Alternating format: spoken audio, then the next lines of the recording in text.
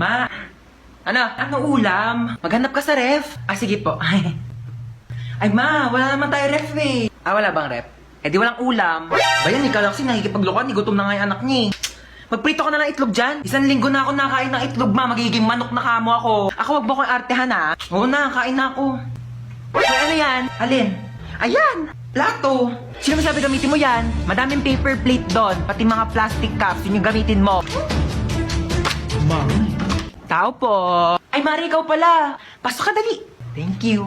Ganda ng bahay niyo, Mari, ha? Upo ka muna dyan, Mari, ha? Magpapahanda ako ng merienda natin, ha? Nak! Ma, sino yan? May buwisita. Oo, bumili ka ng lechon manok. Meron akong pera, kunin mo doon sa Gucci kong wallet. Gucci wallet? Gucci yon. Tsaka wala kang wallet, ma. Ah, wala ba?